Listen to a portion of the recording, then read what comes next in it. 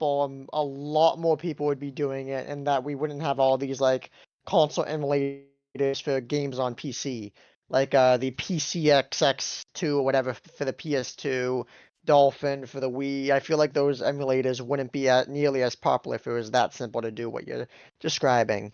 But that's just me. I don't know anything about emulators and all that, so. Well, I didn't say that it was easy.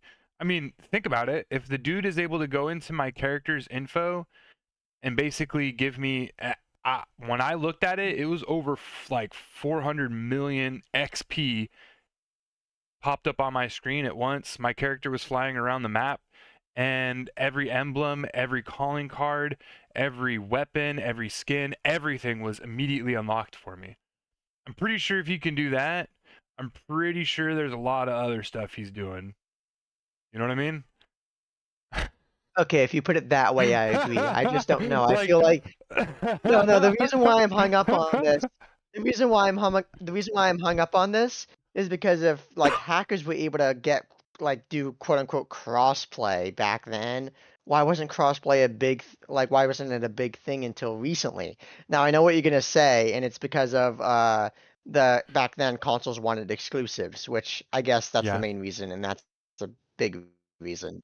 So yeah. I guess I just answered my own question with that one. Well, so some of the other things too with console and PC is that consoles were cheaper and people were able to buy them, right? Especially in that economy, when a console is only like 250, $300, um, versus, a PC that's at like 700 or $800 at that time. If you wanted a nice PC, right? Um, right. So, you know, being able to sell a console and get people playing and get them on the games, went a long way. They didn't have the type of technology and things that we have today that we can be lucky and thankful for, right? Where, a console has upscaling, a console has all these other things added to it so that they have the ability to do crossplay. Right? So, but for somebody who's hacking, right, and doing all of that stuff, it's easy for them to take their PC and downscale it so that it meets the standards of a console and can make it into a console's. Now, I'm not gonna pretend like I know how this goes because I'm not a hacker. But, right, I feel like back in the day it would be easier for a hacker with a PC to get into a console lobby than it would be vice versa the other way around. So that's just my perspective. I understand if you're getting caught up on it because like that's you think about that and you're like that is PC wizardry. That's PC magic. That dude's the PC It really Rizzler. is. He's the Rizzler of PCs type of deal, right? Like, Especially back then. Especially back then. oh yeah, no. Yeah, back then, yeah, no, that is taking it one step farther. And I'm not gonna pretend like I know anything about that stuff, and it just might not be true, right? But we gotta take it with a little bit of grain of salt. What are some of your favorite Yeah. things from the games that you played back in the day? Well, considering that Advanced Warfare was my first Call of Duty I ever played and owned, Yeah, I really like the advanced movement. So I'm like in the minority where I preferred like the movement non boots on ground, if you will. Which yeah, is honestly one of the big reasons why when I played the BO6 beta, I'm like basically has the advanced movement I love while keeping boots on ground, if you yeah. will. And it just hits a perfect sweet spot, which is why I love this game so much. Okay, yeah, So, but honestly, it's more so the advanced movement than anything. yeah, yeah. No, that So, you like there to be a skill gap because there's a challenge there, yeah. right? Like And I mean advanced like for movement. example Go ahead.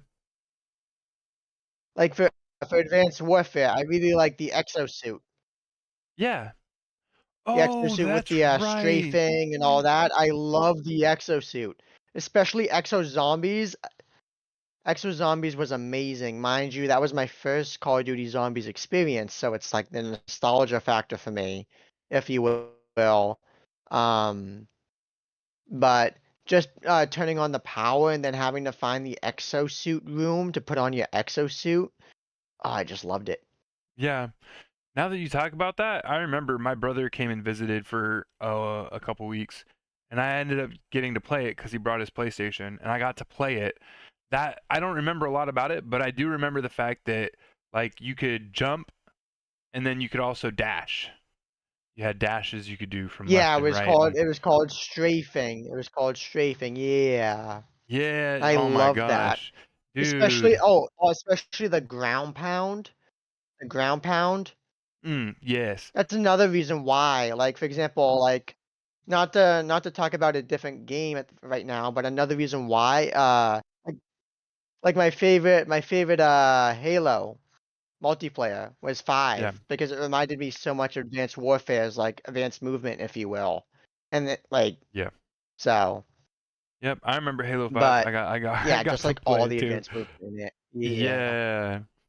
Oh But my gosh. back to Call of Duty because this is a Call of Duty podcast. I don't want to go on a tangent that'll last like 30 minutes if I'm talking about Halo right now. So Yeah, I mean, like that Black Ops 3, um, those are some of the OGs with, zombies and just people falling in love with the game.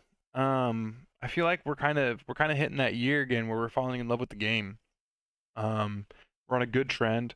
They had 4 years to develop this game. They're really taking it seriously. And you know, speaking of which, isn't 4 years the longest the Call of Duty has been developed in like at all, or at least in like a decade or something? yeah, I think I heard that that when sounds this game about was in right. development. It's like the longest. The longest development time for any game that's ever been created on this platform. Yeah, that sounds about right. I don't think any other games had exactly what this game has had in terms of development. This is a special, kind of a special game because Call of Duty has been failing, and I hate to say this, but Call of Duty was failing. Um, they were failing to deliver a good game, right? Um, I don't think you played Modern Warfare 2 and or Modern Warfare 3 because there was no movement tech, there was hardly anything. And even in MW3 when you had this new MW3 when you had movement, right? Like it still didn't work, right? Like Timmy Two Thumbs, I mean, who's 6 years old, sorry, could sorry. still beam you. Go ahead. It's bad when MW3 was supposed to be a DLC for MW2, and yet they made and then Activision makes I think it was Sledgehammer make it a whole game. You They know that's had bad to. when that happens. Yeah, And and I'm still salty because apparently there are rumors saying that MW3 was supposed to be Advanced Warfare 2. And like we just established earlier, Advanced Warfare was my first COD. It has my nostalgia factor. It's one of my favorites. yeah, Um, I'm still salty they did that. They basically said no MW3 when they were planning to make Advanced Warfare 2. At least according to the rumors I've heard. So yeah. I don't I'm just know. praying we'll eventually